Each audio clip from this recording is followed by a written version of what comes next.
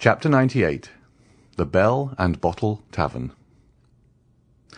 And now, let us leave Mademoiselle Danglars and her friend pursuing their way to Brussels, and return to poor Andrea Cavalcanti, so inopportunely interrupted in his rise to fortune.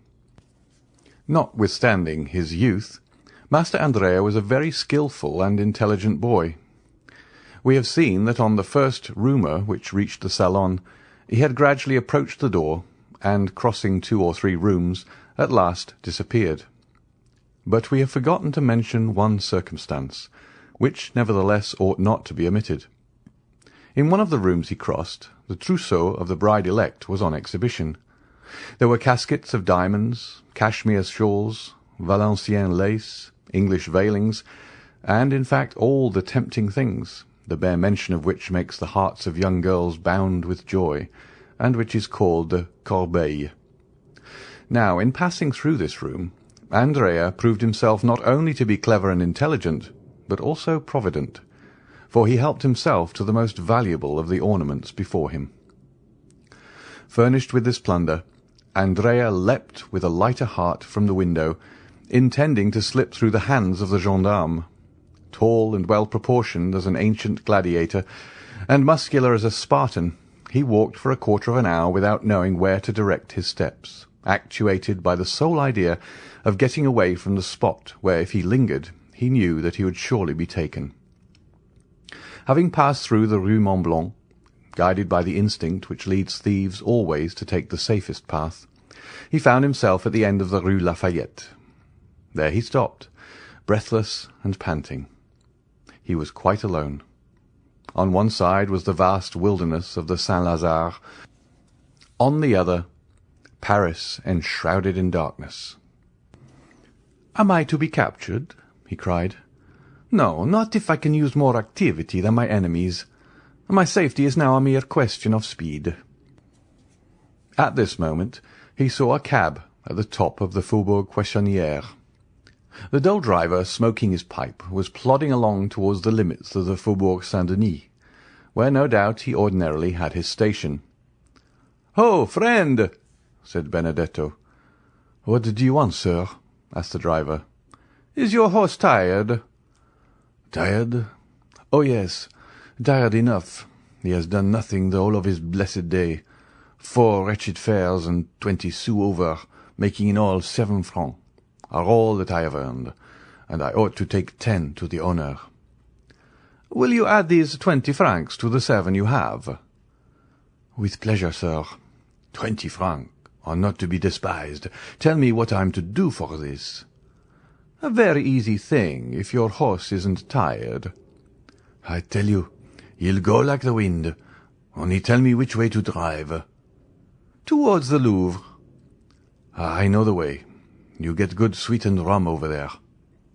"Exactly so. I merely wish to overtake one of my friends with whom I am going to hunt tomorrow at Chapelle-en-Savel. He should have waited for me here with a cabriolet till 11:30. It is 12, and, tired of waiting, he must have gone on." "It is likely." "Well, will you try and overtake him?" "Nothing I should like better." "If you do not overtake him before you reach Bourget, you shall have 20 francs. If not before Louvre, 30. "And if we do overtake him?" 40, said Andrea after a moment's hesitation, at the end of which he remembered that he might safely promise. "That's all right," said the man. "Hop in and we're off. Whoop-la!" Andrea got into the cab, which passed rapidly through the Faubourg Saint-Denis, along the Faubourg Saint-Martin, crossed the barrier, and threaded its way through the interminable Villette. They never overtook the chimerical friend, yet Andrea frequently inquired of people on foot whom he passed, and at the inns which were not yet closed, for a green cabriolet and bay horse, and as there are a great many cabriolets to be seen on the road to the Low Countries, and as 9/10 of them are green, the inquiries increased at every step. Every one had just seen it pass. It was only 500, 200, 100 steps in advance. At length they reached it, but it was not the friend. Once the cab was also passed by a calash rapidly whirled along by 2 post-horses, "Ah," said Cavalcanti to himself, "if I only had that britska, those 2 good post-horses, and above all the passport that carries them on." And he sighed deeply. The calash contained Mademoiselle Danglars and Mademoiselle d'Armilly. "Hurry, hurry," said Andrea. "We must overtake him soon." And the poor horse resumed the desperate gallop it had kept up since leaving the barrier, and arrived steaming at Louvres. "Certainly," said Andrea. "I shall not overtake my friend, but I shall kill your horse. Therefore I had better stop. Here are 30 francs. I will sleep at the Red Horse, and will secure a place in the first coach. Good night, friend." And Andrea, after placing 6 pieces of 5 francs each in the man's hand, leapt lightly on to the pathway. The cabman joyfully pocketed the sum, and turned back on his road to Paris. Andrea pretended to go towards the Red Horse Inn, but after leaning an instant against the door, and hearing the last sound of the cab, which was disappearing from view, he went on his road, and with a lusty stride soon traversed the space of 2 leagues. Then he rested. He must be near Chapelle-en-Serval, where he pretended to be going. It was not fatigue that stayed Andrea there. It was that he might form some resolution, adopt some plan. It would be impossible to make use of a diligence, equally so to engage post-horses. To travel either way a passport was necessary. It was still more impossible to remain in the department of the Oise, one of the most open and strictly guarded in France. This was quite out of the question, especially to a man like Andrea, perfectly conversant with criminal matters. He sat down by the side of the moat, buried his face in his hands, and reflected. 10 minutes after he raised his head, his resolution was made. He threw some dust over the top-coat, which he had found time to unhook from the antechamber, and button over his ball costume, and going to Chapelle-en-Serval, he knocked loudly at the door of the only inn in the place. The host opened. "My friend," said Andrea, "I was coming from Montfontaine to Senlis, when my horse, which is a troublesome creature, stumbled and threw me. I must reach Compiègne to-night, or I shall cause deep anxiety to my family. Could you let me hire a horse of you?" An innkeeper has always a horse to let, whether it be good or bad. The host called the stable-boy and ordered him to saddle Whitey. Then he awoke his son, a child of 7 years, whom he ordered to ride before the gentleman and bring back the horse. Andrea gave the innkeeper 20 francs, and in taking them from his pocket dropped a visiting card. This belonged to one of his friends at the Café de Paris, so that the innkeeper, picking it up after Andrea had left, was convinced that he had let his horse to the Count of Mauléon, 25 Rue Saint-Dominique, that being the name and address on the card. Whitey was not a fast animal, but he kept up an easy, steady pace. In 3 hours and a half, Andrea had traversed the 9 leagues which separated him from Compiègne, and 4 o'clock struck as he reached the place where the coaches stop. There's an excellent tavern at Compiègne, well remembered by those who have ever been there. Andrea, who had often stayed there in his rides about Paris, recollected the Bell and Bottle Inn.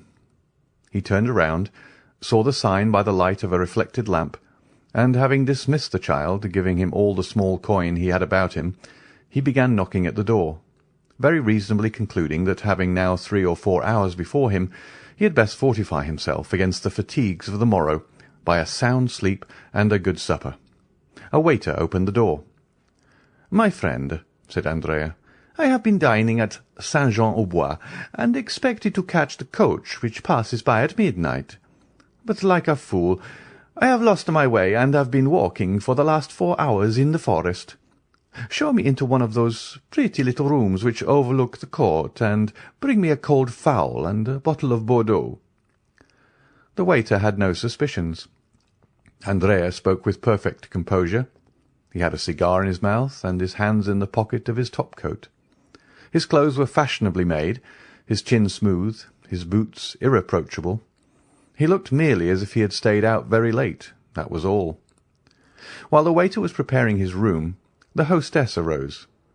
Andrea assumed his most charming smile, and asked if he could have number 3, which he had occupied on his last stay at Compiègne. Unfortunately, number 3 was engaged by a young man who was travelling with his sister. Andrea appeared in despair, but consoled himself when the hostess assured him that number 7, prepared for him, was situated precisely the same as number 3, and while warming his feet and chatting about the last races at Chantilly, he waited until they announced his room to be ready. Andrea had not spoken without cause of the pretty rooms looking out upon the court of the Belle Tavern, which, with its triple galleries like those of a theatre, with the jessamine and clematis twining round the light columns, forms one of the prettiest entrances to an inn that you can imagine. The fowl was tender, the wine old, the fire clear and sparkling, and Andrea was surprised to find himself eating with as good an appetite as though nothing had happened. Then he went to bed, and almost immediately fell into that deep sleep which is sure to visit men of 20 years of age, even when they are torn with remorse. Now, here we are obliged to own that Andrea ought to have felt remorse, but that he did not. This was the plan which had appealed to him to afford the best chance of his security. Before daybreak he would awake, leave the inn after rigorously paying his bill, and reaching the forest he would, under pretence of making studies in painting, test the hospitality of some peasants, procure himself the dress of a woodcutter and a hatchet, casting off the lion-skin to assume that of the woodman. Then, with his hands covered with dirt, his hair darkened by means of a leaden comb, his complexion embrowned with a preparation for which one of his old comrades had given him the recipe, he intended, by following the wooded districts, to reach the nearest frontier, walking by night and sleeping in the day in the forests and quarries, and only entering inhabited regions to buy a loaf from time to time. Once past the frontier, Andrea proposed making money of his diamonds, and by uniting the proceeds to 10 banknotes he always carried about with him in case of accident, he would then find himself possessor of about 50,000 livres, which he philosophically considered as no very deplorable condition after all. Moreover, he reckoned much on the interest of the Danglars to hush up the rumour of their own misadventures. These were the reasons which, added to the fatigue, caused Andrea to sleep so soundly. In order that he might awaken early, he did not close the shutters, but contented himself with bolting the door and placing on the table an unclasped and long-pointed knife, whose temper he well knew, and which was never absent from him. About 7 in the morning, Andrea was awakened by a ray of sunlight, which played warm and brilliant upon his face. In all well-organized brains the predominating idea, and there always is one, is sure to be the last thought before sleeping, and the first upon waking in the morning. Andrea had scarcely opened his eyes when his predominating idea presented itself, and whispered in his ear that he had slept too long. He jumped out of bed and ran to the window. A gendarme was crossing the court. A gendarme is one of the most striking objects in the world, even to a man void of uneasiness, but for one who has a timid conscience, and with good cause too, the yellow, blue, and white uniform is really very alarming. "Why is that gendarme here?" asked Andrea of himself. Then all at once he replied, with that logic which the reader has doubtless remarked in him, "There is nothing astonishing in seeing a gendarme at an inn. Instead of being astonished, let me dress myself." And the youth dressed himself with a facility his valet de chambre had failed to rob him of during the 2 months of fashionable life he had led in Paris. "Now then," said Andrea, while dressing himself, "I'll wait till he leaves, and then I'll slip away." And saying this, Andrea, who had now put on his boots and cravat, stole gently to the window, and a second time lifted up the muslin curtain. Not only was the first gendarme still there, but the young man now perceived a second yellow, blue, and white uniform at the foot of the staircase, the only one by which he could descend, while a third, on horseback, holding a musket in his fist, was posted as a sentinel at the great street door which alone afforded the means of egress. The appearance of the third gendarme settled the matter, for a crowd of curious loungers was extended before him, effectually blocking the entrance to the hotel. "They're after me," was Andrea's first thought. "The devil!" A pallor overspread the young man's forehead, and he looked around him with anxiety. His room, like all those on the same floor, had but one outlet to the gallery in the sight of everybody. "I am lost," was his second thought, and indeed, for a man in Andrea's situation, an arrest meant the assizes, trial, and death. Death without mercy or delay. For a moment he convulsively pressed his head within his hands, and during that brief period he became nearly mad with terror. But soon a ray of hope glimmered in the multitude of thoughts which bewildered his mind, and a faint smile played upon his white lips and pallid cheeks. He looked around and saw the objects of his search upon the chimney-piece. They were a pen, ink, and paper. With forced composure he dipped the pen in the ink and wrote the following lines upon a sheet of paper. "I have no money to pay my bill, but I am not a dishonest man. I leave behind me as a pledge this pin worth 10 times the amount. I should be excused for leaving at daybreak, for I was ashamed." He then drew the pin from his cravat and placed it on the paper. This done, instead of leaving the door fastened, he drew back the bolts and even placed the door ajar, as though he had left the room, forgetting to close it, and slipping into the chimney, like a man accustomed to that kind of gymnastic exercise.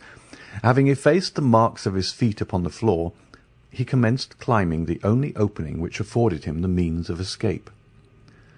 At this precise time the first gendarme Andrea had noticed walked upstairs, preceded by the commissary of police, and supported by the second gendarme, who guarded the staircase, and was himself reinforced by the one stationed at the door.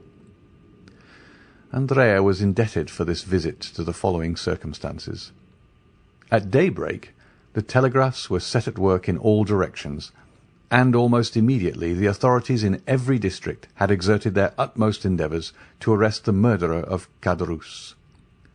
Compiègne, that royal residence and fortified town, is well furnished with authorities, gendarmes, and commissaries of police. They therefore began operations as soon as the telegraphic dispatch arrived, and the Bell and Bottle being the best-known hotel in the town, they had naturally directed their first inquiries there. Now, besides the reports of the sentinels guarding the Hôtel de Ville, which is next door to the Bell and Bottle, it had been stated by others that a number of travellers had arrived during the night. The sentinel, who was relieved at 6 o'clock in the morning, remembered perfectly that just as he was taking his post, a few minutes past 4, a young man arrived on horseback, with a little boy before him. The young man, having dismissed the boy and horse, knocked at the door of the hotel, which was opened, and again closed after his entrance. This late arrival had attracted much suspicion, and the young man being no other than Andrea, the commissary and gendarme, who was a brigadier, directed their steps towards his room. They found the door ajar. "Oh, no," said the brigadier, who thoroughly understood the trick. "A bad sign to find the door open. I would rather find it triply bolted." And indeed the little note and pin upon the table confirmed, or rather corroborated, the sad truth. Andrea had fled. We say corroborated because the brigadier was too experienced to be convinced by a single proof. He glanced around, looked in the bed, shook the curtains, opened the closets, and finally stopped at the chimney. Andrea had taken the precaution to leave no traces of his feet in the ashes, but it still was an outlet, and in this light was not to be passed over without serious investigation. The brigadier sent for some sticks and straw, and having filled the chimney with them, set a light to it. The fire crackled, and the smoke ascended like the dull vapour from a volcano. But still no prisoner fell down, as they expected. The fact was that Andrea at war with society ever since his youth was quite as deep as a gendarme, even though we were advanced to the rank of brigadier, and quite prepared for the fire. He'd climbed out on the roof and was crouching down against the chimney-pots. At one time he thought he was saved, for he heard the brigadier exclaim in a loud voice to the two gendarmes, "He is not here!" But venturing to peep, he perceived that the latter, instead of retiring, as might have been reasonably expected upon this announcement, were watching with increased attention. It was now his turn to look about him. The Hôtel de Ville, a massive 16th-century building, was on his right. Anyone could descend from the openings in the tower and examine every corner of the roof below, and Andrea expected momentarily to see the head of a gendarme appear at one of these openings. If once discovered, he knew he would be lost, for the roof afforded no chance of escape. He therefore resolved to descend, not through the same chimney by which he had come up, but by a similar one conducting to another room. He looked around for a chimney from which no smoke issued, and having reached it, he disappeared through the orifice without being seen by anyone. At the same minute, one of the little windows of the Hôtel de Ville was thrown open, and the head of a gendarme appeared. For an instant it remained motionless as one of the stone decorations of the building. Then, after a long sigh of disappointment, the head disappeared. The brigadier, calm and dignified as the law he represented, passed through the crowd, without answering the 1,000 questions addressed to him, and re-entered the hotel. "Well?" asked the two gendarmes.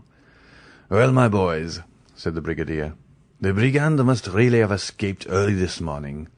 But we will send to the Villers-Cotterêts and Noyon roads and search the forest, when we shall catch him, no doubt." The honourable functionary had scarcely expressed himself thus, in that intonation which is peculiar to brigadiers of the gendarmerie, when a loud scream, accompanied by the violent ringing of a bell, resounded through the court of the hotel. "Ah, what is that?" cried the brigadier. "Some traveller seems impatient," said the host. "What number was it that rang?" "Number 3. "Run, waiter." At this moment the screams and ringing were redoubled. "Ah," said the brigadier, stopping the servant. "the person who is ringing appears to want something more than a waiter. We will attend upon him with a gendarme. Who occupies numéro 3? "The little fellow who arrived last night in a post-chaise with his sister, and who asked for an apartment with 2 beds. The bell here rang for the 3rd time, with another shriek of anguish.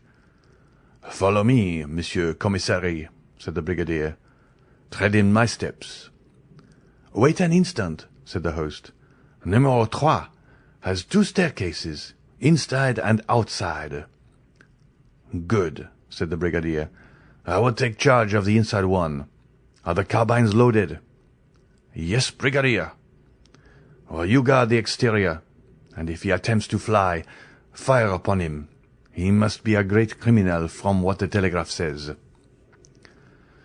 The brigadier, followed by the commissary, disappeared by the inside staircase, accompanied by the noise which his assertions respecting Andrea had excited in the crowd. This is what had happened. Andrea had very cleverly managed to descend 2/3 of the chimney, but then his foot slipped, and notwithstanding his endeavours, he came into the room with more speed and noise than he intended. It would have signified little had the room been empty, but unfortunately it was occupied. 2 ladies, sleeping in one bed, were awakened by the noise, and fixing their eyes upon the spot whence the sound proceeded, they saw a man. One of these ladies, the fair one, uttered those terrible shrieks which resounded through the house, while the other, rushing to the bell-rope, rang with all her strength. Andrea, as we can see, was surrounded by misfortune. "For pity's sake," he cried, pale and bewildered, without seeing whom he was addressing, "for pity's sake, do not call assistance. Save me. I will not harm you." "Andrea, the murderer!" cried one of the ladies. "Eugénie! Mademoiselle Danglars!" exclaimed Andrea, stupefied. "Help! Help!" cried Mademoiselle d'Armilly, taking the bell from her companion's hand and ringing it yet more violently. "Save me! I am pursued!" said Andrea, clasping his hands. "For pity, for mercy's sake, do not deliver me up!" "It is too late. They are coming," said Eugénie. "Well, conceal me somewhere. You can say you were needlessly alarmed. You can turn their suspicions and save my life." The two ladies, pressing closely to one another, and drawing the bedclothes tightly around them, remained silent to this supplicating voice, repugnance and fear taking possession of their minds. "Well, be it so," at length said Eugenie. "Return by the same road you came, and we will say nothing about you, unhappy wretch." Here he is," cried a voice from the landing. "Here he is, I see him." The brigadier had put his eye to the keyhole and had discovered Andrea in a posture of entreaty. A violent blow from the butt-end of the musket burst open the lock. Two more forced out the bolts, and the broken door fell in. Andrea ran to the other door, leading to the gallery, ready to rush out. But he was stopped short, and he stood with his body a little thrown back, pale and with the useless knife in his clinched hand. "Fly, then!" cried Mademoiselle d'Armilly, whose pity returned as her fears diminished. "Fly!"